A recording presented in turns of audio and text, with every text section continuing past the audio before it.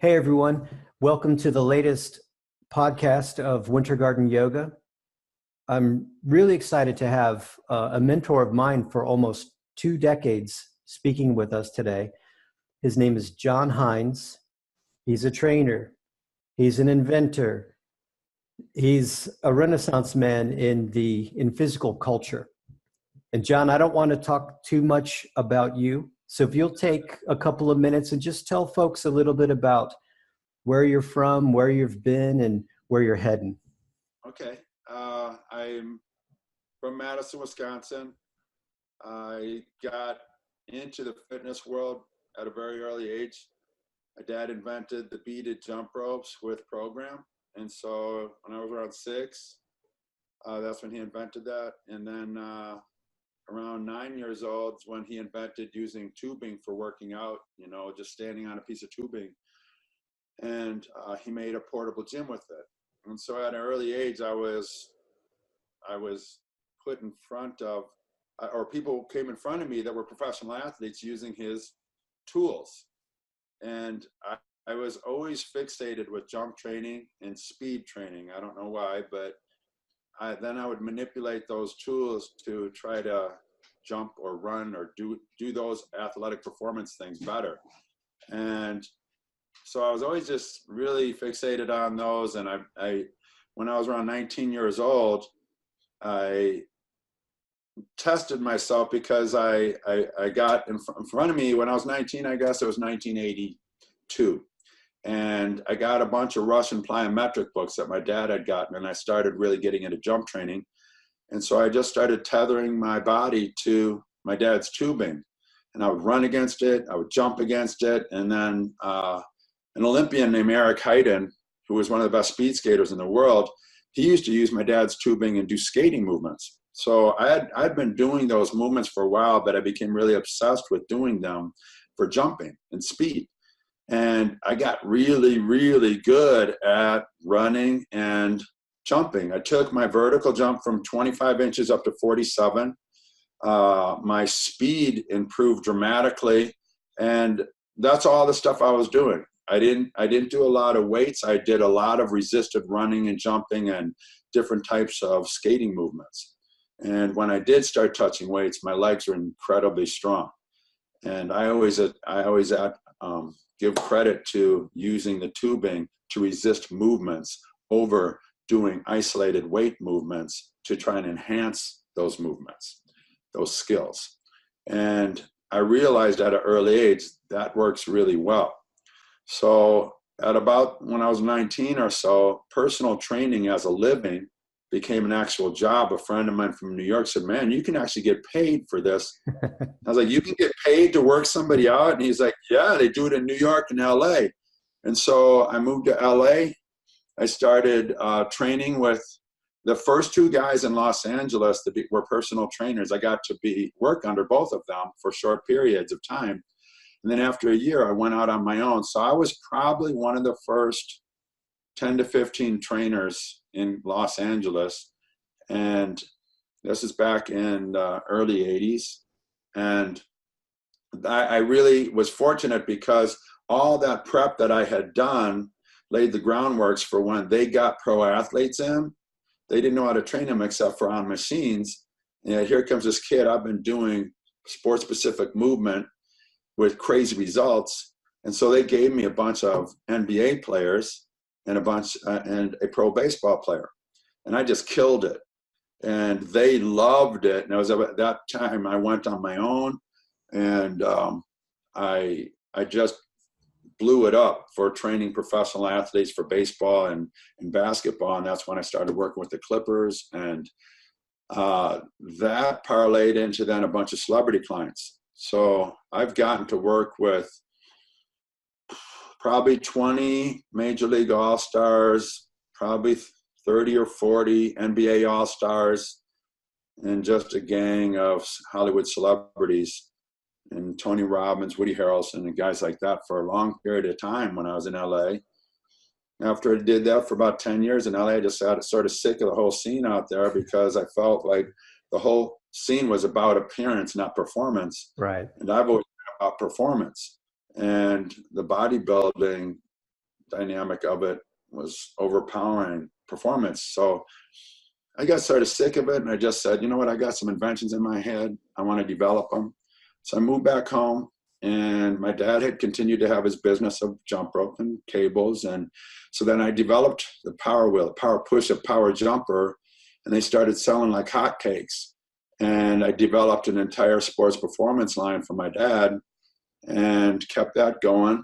And then in around 97, 90 or 99, I thought of, you know, there's no gyms that train like I train my athletes. I didn't train my athletes on machines. I trained them. We'd go to the beach. We'd run sprints in the sand. I'd do resisted running drills. I'd do jumps across the sand, you know, on their hands and stuff. I did all functional training. Mm-hmm. And I thought that'd be cool if there was a gym like that. And I looked, and there wasn't. I tried to find out, and there wasn't any. And so in August of 99, I opened the first, what I thought was the first straight up, no machines, no mirrors, no shoes training facility in the country. And at that time, it was also plant-based. So those are a lot of very unique things that I started at about that time. And it blew up. Within a year and a half, I had over 500 members, and a lot of people wanted to affiliate. But it's one thing being a trainer, and it's a completely different thing trying to license or affiliate your business. When as a strength coach, I'll friggin' kill that. But as a business owner with employees, that is not my strong. Right. So I struggled with doing that, having employees, trying to branch my business out. And so it started to grow really fast, and I didn't know how to handle it, and it overreached what we could control. Right. And so, you know, a lot of businesses go through that. And so we really were growing, and then it sort of imploded. And then over the last many years, my wife and I have cleaned the slate, and we got a good group of affiliates around the country and in Canada. And we're growing it back up really nice with our actual affiliates. And then our online program is going along really nice too. So that's where I came from, and that's where we're at. I guess for the future, what we're doing a lot of is we've developed a class called BASE, which is basically BASE 2. It means breathing and balance, active alignment, which is different than static stretching, and stability and strength, and then extension and expansion. That's what BASE means. And we integrate a lot of our Iyengar yoga movements with a lot of things like brachiation, overhead squatting, rolling, things like I got from jiu-jitsu.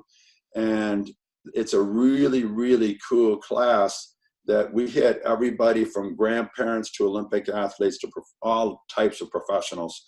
And it takes what we did really well with Iyengar yoga, but it really gets to the meat of the matter. So I look at it sort of like alignment training for athletes, but all levels of people. And we have the class. We started with it just once or twice a week. Now we have it twice a day, almost every day of the week. We made programs that are available online and stuff, and it's doing really well. We think that is where we want to develop more and continue to grow. So that's where we're at. Excellent. Okay, so let's take a couple steps back. So first of all, and we might take like 2 or 3 or 20 steps back. Okay, so first of all, if I heard you correctly, you were doing functional training before functional training existed. Functional training is a relatively new term, like maybe a decade old. Is that safe to say?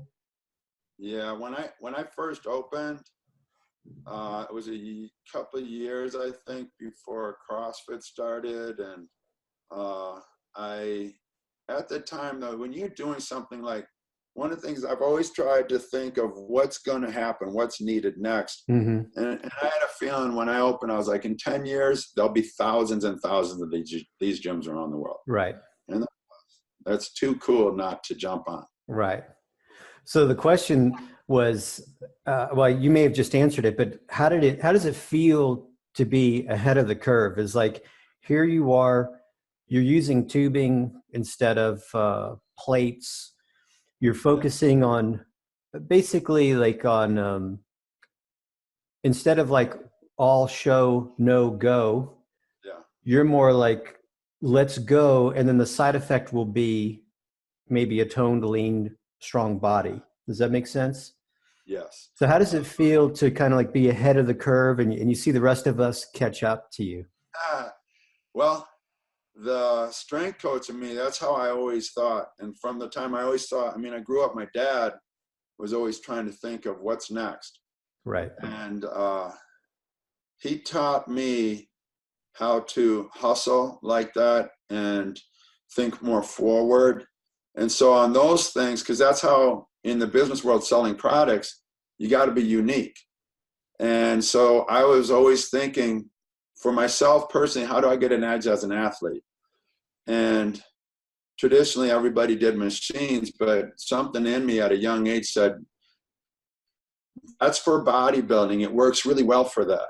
But for performance, why are the Russians, for example, they don't do a lot of machines. They did Olympic lifting and they tethered themselves to tubing and did sprinting. Mm-hmm. And then I would ask, a friend of mine, Steve Williams, he ran 9.9 tons of times in the 100 meters. And he said the key is slightly resist, slightly assist. So then I started looking at, well, if it's true for sprint training, why wouldn't it be true for jump training? So then I applied the same rules to my own jump training, and it worked like crazy. I mean, you're talking about a white boy who's 6'1.5", who could barely touch the rim. And in a year and a half, I was hitting my head on the rim, and I could do almost every Michael Jordan dunk you could think of, except from the free throw line. Mm-hmm. And that was crazy results, but yet it really hit home, let me know that the body works as one. And if you slightly resist your skill movements of pushing full body, of pulling full body, of running and jumping, you slightly resist those movements, but maintain the same pattern of your skill, you get crazy results. And when you take that slight load off, you have a crazy pop. So what I did was I take those same applications for jump training and sprint training, and then I applied them to pushing and pulling, Mm-hmm. and the results were the same. I had incredible athletic performance, and so did all my athletes. Also because the whole chain was gained, my athletes didn't get injured either. I mean, I went through 2 seasons with the LA Clippers as a strength coach and 0 injuries. The only guys that got injured were the ones that wouldn't train. And a lot of rookies that come out of college, they're like, no, I'm good. I was a player of the year. I don't need that. And so they're like, no, I'll just keep shooting a ball. And then they blow their knee out, or they tweak their ankle really bad or something like that. Then they want to start training. Right. But I was fortunate that I realized skill is number one. Get your technique down. And I learned that from Bruce Lee. And I watched animals too. Just get your skill down. That's all animals do, is refine their movement skill so they can hunt better or be a better prey and Right. escape better. And so then I was like, well, how do we do this as humans? We do the same skill, learn how to run right, learn how to jump right, learn how to push with your whole body, learn how to pull or climb with your whole body, and then slightly resist it. And it worked. And It still works to this day. So is that oh, I'm sorry. What were you saying? No, I was talking too much. I was like, what the hell was the question? No, you're doing this is really good. What I'm curious about, just to make clear, is so you're saying slight resistance. So for example, like if I want to, this is just example, if I want to improve my sprint, I don't necessarily need a 50-pound weighted vest and a parachute behind me and try to sprint. Like that's overkill. Is that correct? 100% overkill. Okay. So is it? Number one thing you want to do is get your technique down. Okay. Because you have poor technique, loading poor technique is what I call putting muscle on mayhem. You're building really crappy. It's like you can drag race a car with wheels out of alignment. Mm-hmm. It's a risk. So I look at it the same way. You have to get your technique down. And even with like NBA players, you would think they know how to jump right. No, they don't jump right most of the time off 2 feet or 1 foot. And even guys, I worked with some guys who already had a 32 or 3-inch vertical jump, which is pretty good for most people. I consider it adequate. It's okay. But I'll still get the vertical jump up to 38, 39 within 6 to 7 weeks, mostly by teaching how to jump better and more efficient. And it's the same with everything. So until they get technique, you shouldn't load them. And once they get that, then it's just, I have a certain way that I load them. I don't know if you remember the power jumper. Yes. And my 2-1 none. My 2-1 none program was basically the catalyst for most of my applications of loading the body. So if you were to do resisted runs, like let's say you used a sled behind you, you might use 20%, something that would slow you down 20%. So instead of running X distance in 10 seconds, you run it in 12 seconds. And it's not that much load. And then you go down to 10%, so you run it in about 11 seconds. And then your last, you have no resistance, and you'd run it in about 10 seconds. Each week, you want to incrementally improve that. So maybe it's like 11-9, 10-9, 9-9. And that's how I did with my jump training, my speed training, all push and pull. And those incremental gains, like it's literally like that much for a vertical jump each week. And over the course of my 10-week programs, it's 8 inches improvement. That's crazy. That's awesome. You will be hard pressed to find anybody on the planet that improves people's verticals that much. Right. And is it because they focus more on like a conventional methodology? What is it that you just unlocked Russian secrets that no one knows about, or is it everyone's locked into a conventional way of thinking? There's a couple of things. Nothing's wrong with Olympic lifting or bodybuilding lifting or anything like that.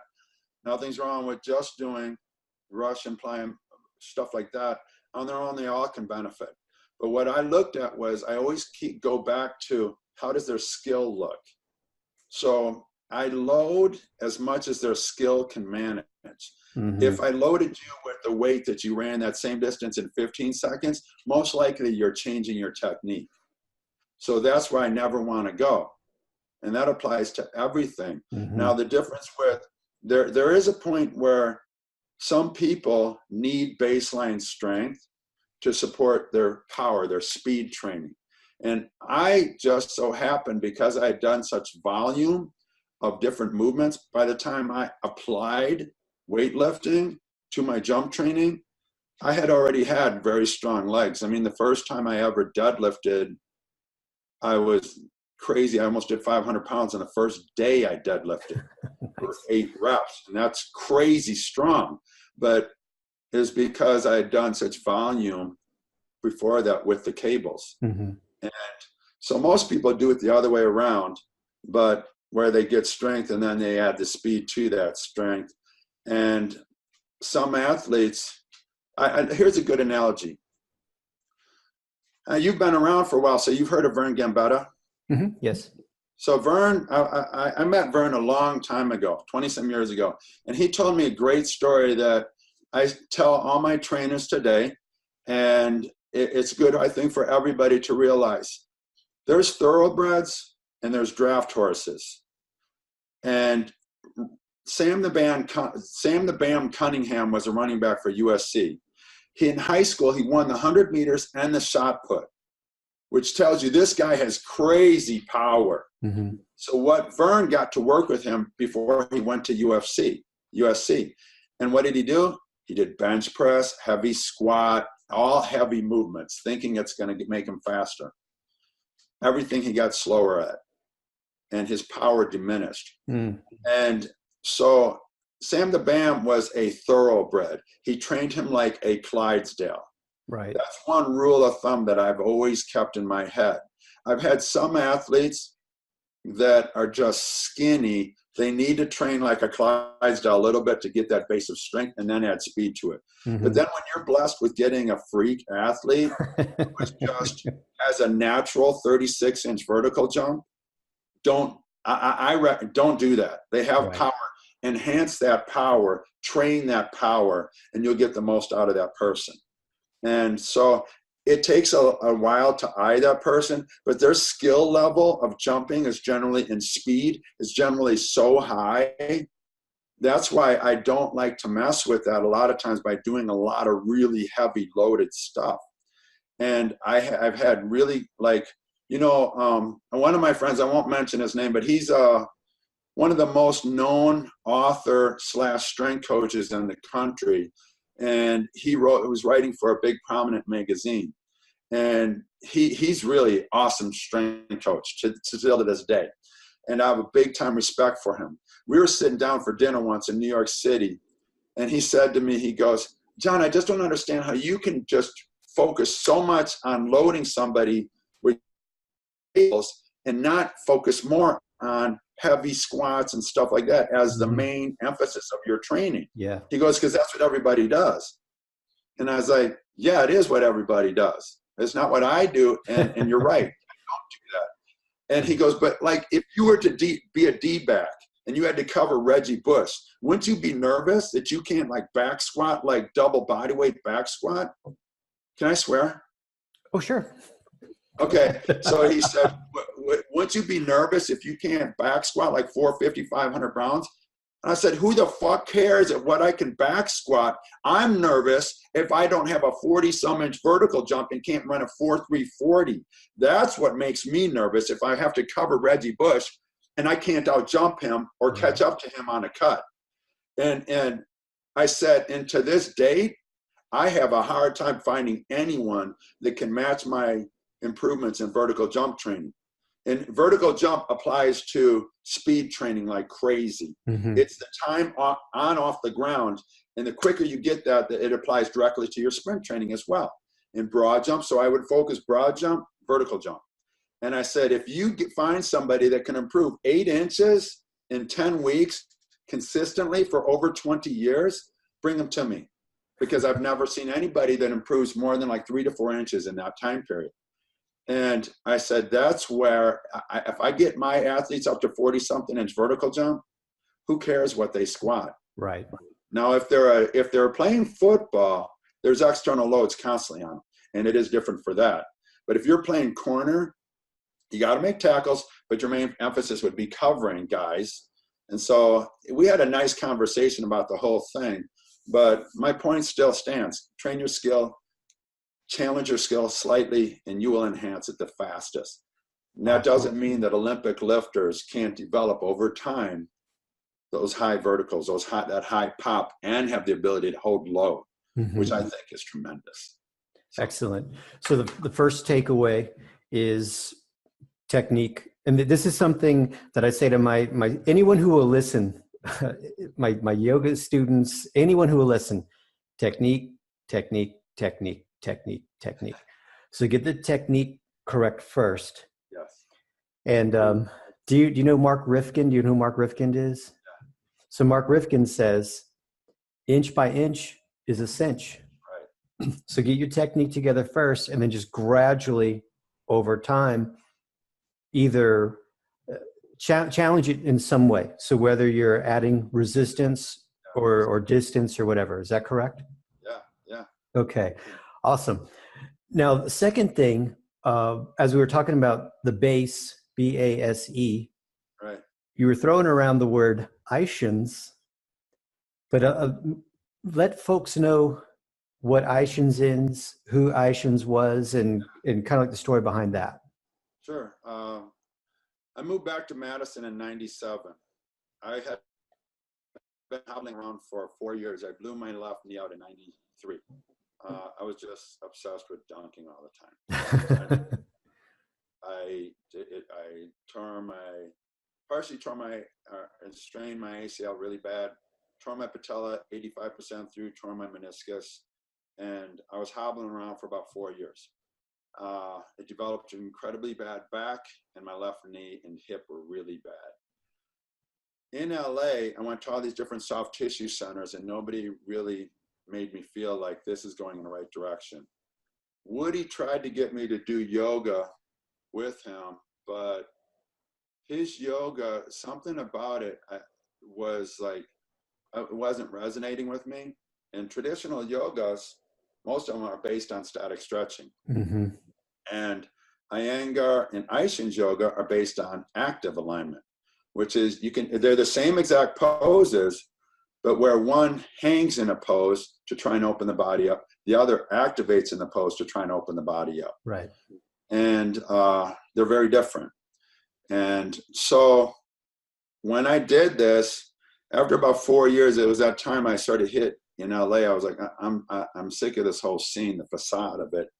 And so I moved back to Madison, and I was hobbling around, and a friend of mine who was a strength coach at Wisconsin said, you got to meet this friend of mine named Roger Ishins.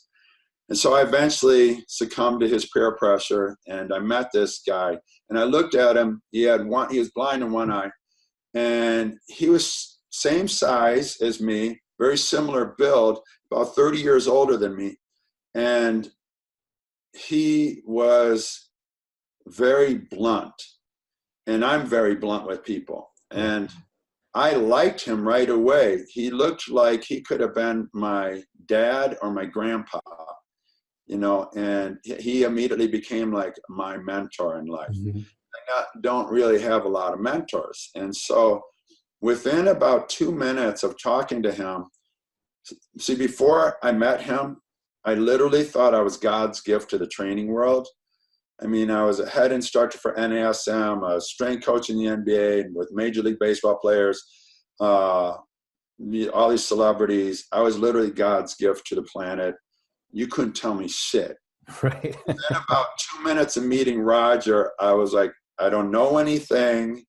I shouldn't be teaching people. Oh, yeah. And he just completely like washed my ego. Yeah. And I was like, wow, this guy knows his shit like nobody I've ever met. Yeah. I mean, I lectured all over the world on functional stability training with NASM.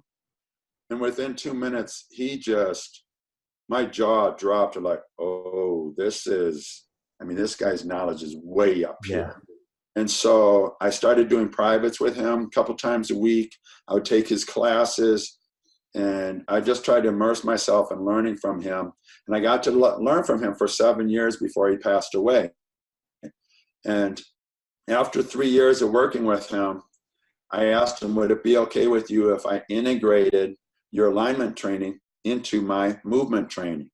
Because mine was all about get the right positioning for your skill. But now this even broke the earlier parts down more. So it supported that. And then I had incrementally progress it. Very logical to me. He thought it was brilliant. Mm-hmm. And so that was the foundation of my monkey bar gymnasium. And he would come by and he would coach me and stuff like that as I was teaching classes. And I got to do that for 4 years before he passed away. But Roger, he was a strength coach. He played basketball, white guy, 6'1.5", that could dunk a basketball. And he wrestled too. I did jiu-jitsu. Right. Very similar backgrounds. And he trained with Iyengar in India for 16 years before he sort of went on his own and developed this. And the cool thing about Ishin's yoga, which a lot of people don't know, that the foundation of it is partner feedback. Mm-hmm. Yoga is yoga. Poses are poses. Ishin's is active like Iyengar, and that's who we learned from. But the partner feedback, generally that was only done with the instructor giving feedback to all the different pupils in class. Right. What Ishin's yoga came from is Roger's master's was it was a psychology degree that he got, and it was all about getting people to give and help others. Because being part of a community is one, but also helping others is intrinsically what we all want to do anyways. Mm-hmm. We want to be of service. And so when he was working with people that were in depressed states, he would get them to be part of a community, of a running group that he led. He wrote a book called Run to Reality, if you want to see a lot of his philosophy. Yeah. And he had this group, and they would run and they would do yoga. And he started them helping one another. So he would say, so guys, extend through the crown of your head. Sit your shoulder blades down and back slightly and keep extending. So you put your hand on this guy's head so they keep lengthening. Right. Good. Now just hold that as they're doing this position or this or whatever position. And that way, that person starts to give. And then it's reciprocated. Right. And then they're like, oh, man, I was working with Brian in class last week. He's going to be there this Tuesday night. I'm going to be there because he's going to be there. We'll work together. Hey, Brian, what's up? Let's work together. And you start getting this community of people helping people. And that was so powerful for me because I came into yoga totally green. And I didn't like the ideal of yoga in my head as a strength coach, you know? Right. And yeah, I realized what we were talking about earlier. Strength people need this. Yogis need this most of the time. Right. Because we don't do what's good for us. So the loose jointed people need strengthening. The tight jointed people need somewhat more mobility. And so that was my case, because I broke down and he helped me to learn, but not just for myself, but for other people as well. And then I integrated that into the gym, and that was profound. Yeah. He really liked it, and he kept teaching that up until he passed in 2004. Yeah, it's a great story, and I encourage anyone who's listening or watching. Is your Aishin's yoga DVD still available? Yes. It's still on our website. Okay. You can get it for download, or if you want to access it, we have month-to-month memberships. So either way, the people want to, if they just want to go in and get that, you can get that just on its own. And what's the web address for that? monkeybargym.com. Okay. And because kind of John and I were talking before we started recording. The method of yoga I teach is called functional yoga instruction. And I didn't realize I was doing Aishin's yoga until I found your Aishin's yoga resources. That's cool. So I was doing Ashtanga Vinyasa yoga. Are you familiar? Yes. So it's vigorous. It's very bendy, very flexible, it's not super strengthening and mobilizing. It's like, it can be very flexible and weakening to your joints and stuff. I'd been doing it for years, and my shoulders were killing me, knees are killing me, etc. And I kind of stepped outside of the yoga box to see what was happening, because yoga was supposed to be helping me. Right. Now, and by the way, I'm not blaming yoga. Disclaimer. Yeah. I'm not blaming yoga. This is the way I was going through yoga. Maybe I wasn't doing it right, but no one corrected me. We'll put it that way. And then I started to get it. Then I started reading just more about like mobility versus flexibility. And so I started to use my muscles to put myself in positions versus resisting gravity or being pulled into a position. Does that make sense? Perfect. And so then when I saw your segment on Mike Mahler's DVD, and I was like, who is this guy? How did this guy get into my mind? Because everything you were talking about was everything I was like kind of, I was like in the embryonic stages. Intuitively, you were feeling, this isn't right, this feels right. Correct. Yeah. And then I'm watching your segment, and I'm like, this guy has already got it figured out. I want to learn more. And so anyone who's familiar with the functional yoga instruction manual, John's the guy, that bullet point that says Jon Hinds. So thank you for your contributions to the yoga world. Do you know what you did is very similar to how Iyengar learned from his instructor, how Roger learned from Iyengar, how I learned from Roger. So I'm guessing you've read Light on Yoga, right? Oh yeah, yes. So for those of you listening out there, Iyengar was shown the poses. He wasn't explained like this pose does this. So he would say, okay, do front warrior, figure out what that does to make your body feel good. Do side warrior, figure out. And if it doesn't feel good, figure it out. So he taught that to Roger, And that guy was, as I was saying, Roger's very blunt. And at the time when I was coming to meet him, I was like, why does this make my hip feel so much better? And you go, I don't know, just to fuck with me. Right. And I was like, Roger, come on. And he goes, why do you need to know? And I was like, well, I need to know. And he goes, why? And I said, well, Mike, and he goes, your clients really need to know exactly what muscles are working, what aren't. Right. And I was like, no. And he goes, does it feel better? And I was like, yes. And he goes, then do the pose. Yeah. And he goes, if it doesn't feel good, then you're doing something wrong. Correct. And so he would never explain stuff to me. It used to drive me crazy until I realized he was so much like, you know, Mr. Miyagi, and I was Ralph Macchio. I sort of felt like that when I was younger, so it's sort of funny. But it was very much like that. He wouldn't explain stuff to me, and I had to figure it out. And today it's really nice if people can do that, although the world's so fast. Yeah. They want things explained more. Correct.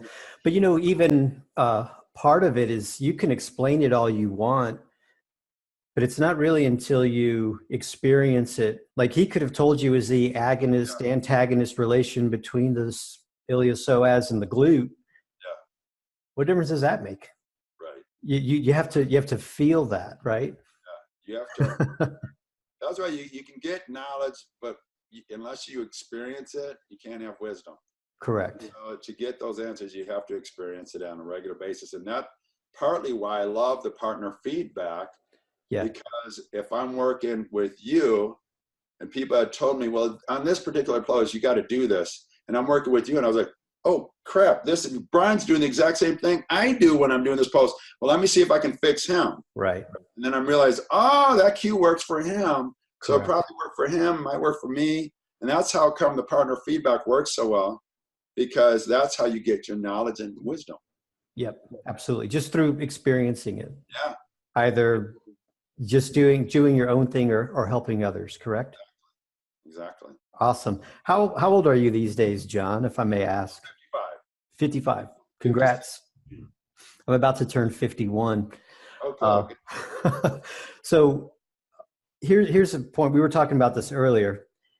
If you could go back in time and speak to your 25-year-old self, and if your 25-year-old self would have listened, what are 3 things you would tell your 25-year-old self to do in order that you could keep training uninjured, unbusted up until you're 55 and 60?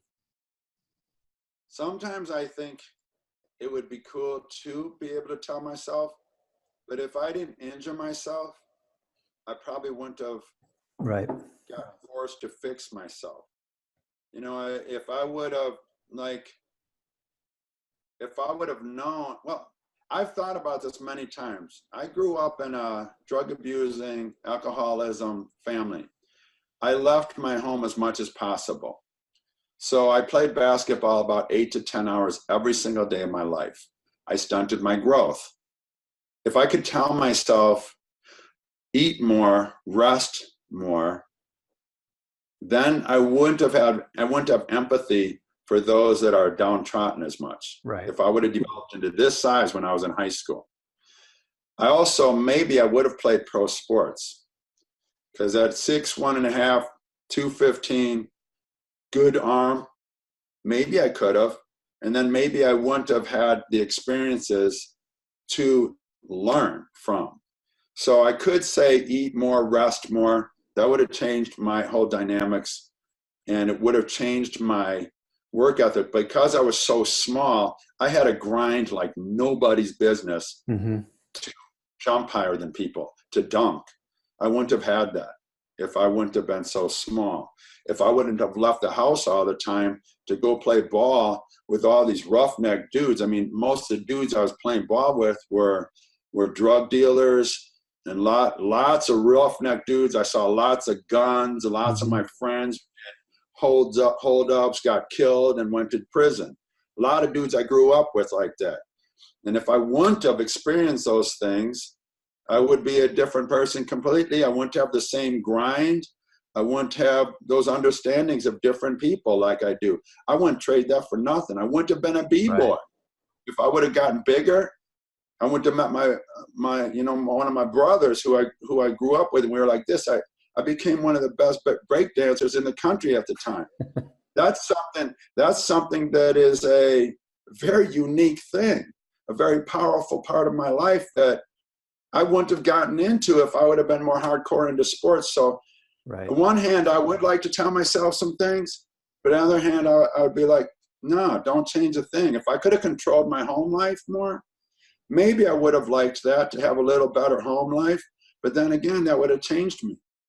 So I have a lot of harsh life experiences, made me stronger, made me grind harder, made me have more empathy for those that don't have. And I think that made me a better man because of it. So actually, I would just look on and shake my head a lot and smile. Gotcha. Awesome. Now, without revealing too much, because I know you've got an online 60-day challenge. Is that correct? We just started that. We have a lot of programs online. We have base online. We have the Ice and Yoga, and we just released a online 60-day fat loss challenge, and that just started. But people can start that anytime as well. So there's no specific start or end date for the 60-day challenge? This first one, we started all together on January 12th. We're going to start it. We had good success with it. So we're going to start the second one in a month. So if people are interested in it, they need to go to monkeybargym.com and connect with us. And then we'll put you on the list to get you guys started for the second challenge. And it's pretty cool. I really spent a lot of time. It's quite thorough. There's tons of video support, and the program's completely laid out. So you got the training that's functional progressive strength training. We got the base on a daily to do it, and then we got the Plant Strong nutrition program that supports it all, and I break it all down for people. Are there minimum requirements for equipment? Like, is it body weight only? Do you need kettlebells? Do you need barbells? No, that's a cool thing. That what we did is you can have it where you have gym access, but I also made it so if you want to do a body weight version as well. Gotcha. So if you can do, if you have some access to kettlebells or weights, awesome. If you don't, there is a body weight version for it. But, all those things, if you can have access to this stuff, then you can mix match how you want to do the workouts as well. Awesome. And they can check that out at monkeybargym.com. Correct. Okay. Do we have time for one more question? Sure. Okay. So this is difficult for me because I could talk to you for like 8 hours. I got a million questions, but I want to try to narrow it down. I've asked a couple of fitness professionals this, and I'd like to hear your perspective as well. If you took nutrition, exercise, and rest, and you had to put a percentage on importance. So if you had to focus on nutrition, whatever, you had 100 units of focus, would 50% be nutrition, 25? How would you break that down? That's a great question. Never thought of that in those terms. Rest is most important. Okay. Nutrition is damn close. Okay. So maybe I'd go 40, 40, 20. So 40% on recovery. 20% on training. 40% recovery. Yeah. 40% on nutrition, 20% on exercise. Yeah. Did I math that out right? Okay. Yeah. So talk just a little bit about why 40% recovery, why 40% nutrition, et cetera. Nutrition, I've always said, is the main one, but when you just brought that to my attention, and that's something I've always stressed. So it has to be, if we took out the nutrition, and this is an analogy I make all the time. If you rest, work, you go in a straight line, you go far. So right there, I would put it 50-50 if we had no nutrition in it. So that's how important the rest and recovery is. Mm-hmm. You give intensive workouts, you got to recover properly for them. Otherwise, you start to diminish your reserves and you start to break down. When you break down, that's when you get injured, mentally, physically, spiritually. So without the nutrition, it'd be 50-50. Nutrition, then, if people ask me, and I'm sure you've been asked this, how much does that affect the training? And I would say it's 70-80% of it. So the training is a small percentage, and then I just divided the two, sort of make those 40-40. I think you got to recover. You got to support everything that you do in life with the proper energy from your nutrition, nutrient-dense foods. So that's why I came up with 40-40-20. Okay, that's good. Good I question. appreciate. Well, thank you. See, I kind of put more emphasis on nutrition. So I would do more like an 80% nutrition, 10% exercise, and maybe 10% recovery, just based on what I've seen. Now, this isn't like biblical. It's not like coming from Mount Zion or anything. Right. But I've seen more often than not when people change the way they eat. Are you still vegan? I'm plant-based. You're plant-based. For 20 years. Okay, so I'm like vegan vegetarian. Yeah. And I don't push it on anyone, but if people ask, I recommend cleaning up their diet. Everyone knows what cleaning up your diet means. It's not a mystery. But when I've seen people clean up their diet, they get more energy to do the 10% of exercise. Yeah. Versus putting such a big emphasis on exercise that they just keep getting drained. They don't replenish enough with the nutrition, the fuel to get them to exercise, and then the recovery to offset that. Does that make sense? Yeah. I'm sure there'd be tons of like different takes on it. I have a good friend, his name's John Hauer, and he co-authored the China study. Okay. If you're vegan, vegetarian, or plant-based, or just conscious about foods, it's one of the biggest nutritional studies ever done. Mm-hmm. And he co-authored that book. He's been a friend of mine for 20 years. And he's the guy that got me to become plant-based in 2001. So 18 years I've been this way. Good. So what he does for a living, he's a restoration expert. He takes people from all different lifestyles, and he has a site called Performance Lifestyles. And his whole thing about is teaching them how to eat properly and how to recover properly. Because most people, they might learn how to eat properly, right, but they still go off 5 or 6 hours sleep. Correct. They only think metabolic workouts are the only way to get lean and strong. Right. And they overtrain, don't recover enough. And then they try to make up for it with eating really clean, which it doesn't work. Right. You have to let the body rest. And so his big thing, and this is why my percentages were even with eating, is because if you don't do enough of this, you're going to run into a wall at some point or get into a breakdown. So it's an interesting question. I like to hear what other people's thoughts are on it as well. Good question, though. Yep. It's something that I'm starting to ask more and more as I speak to more and more people, and it's the opinions vary from person to person. It's super interesting. Let's go ahead and cut it short for now, because really, like, I could keep going. Is there anything else you'd like to add, or anything that comes to mind before we sign off? I would just like to tell people, what's your big goal, and is it honest or is it superficial?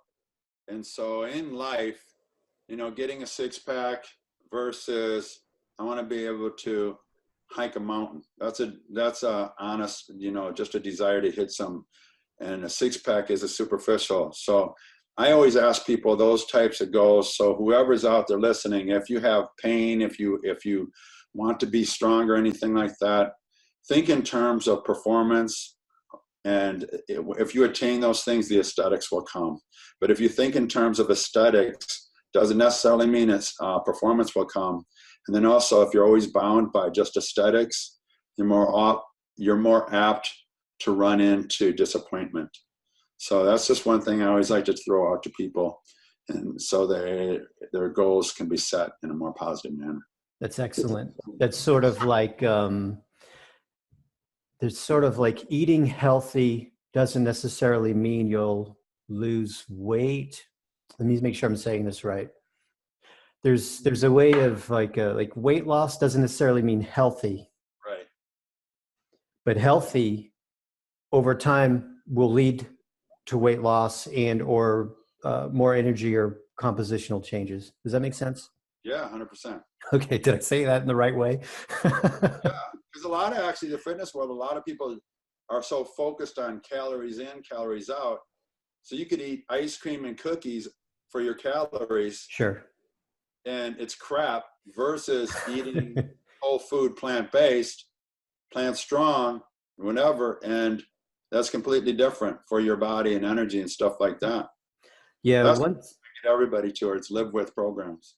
there are a couple of things. I remember going. We were some friends and I were out to eat at a restaurant, and one of our friends pulled out a book and started looking at how many points this meal was about to Oh yeah, cost them. yeah.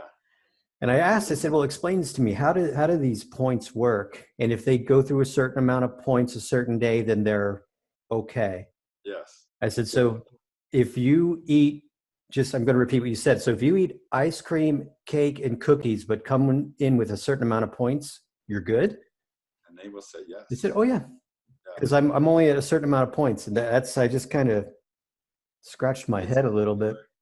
It's a very scary thought or mindset for people that are trying to get healthy. I mean, ultimately, they're so fixated on their weight, though.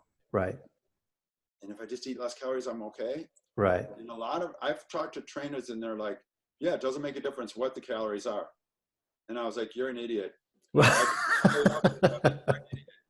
You're going to get somebody, let them eat ice cream and all that crap so they get no nutrients in their body. And so this is a diet, one, even though it's crap, and you're not educating them on how to be healthier. Right. And I just said, I disagree with you 100% to their face. And they were like, yeah, well, it works. And I was like, okay, good luck with that. And if it works for them, if it floats their boat, cool. I would never tell people that stuff, because I'm always about educate for better, to be healthier and happier. Right. And if you do that over the long run, you're going to be strong, you're going to be healthy, balanced, and feel great. And I just don't see that other stuff as being long-term successful. That's the key, is the long-term. Yes. Long-term. All right, Jon, thanks a million. We really appreciate it. Check out Jon at monkeybargym.com. Are there any other websites or Instagram or anything you want people to check out? We have an Instagram page. You can get to all of that off our website, and also on our Facebook page is nice. We have a online community there, but we also have a private group for online members, and also just we post a lot of our workouts. I post a lot of videos on there as well, educational videos. So our Facebook page at Monkey Bar Gym is a nice thing to access as well. Awesome. Well, thanks again, Jon. Thank you, Brian. Have a great day. You too. Bye-bye.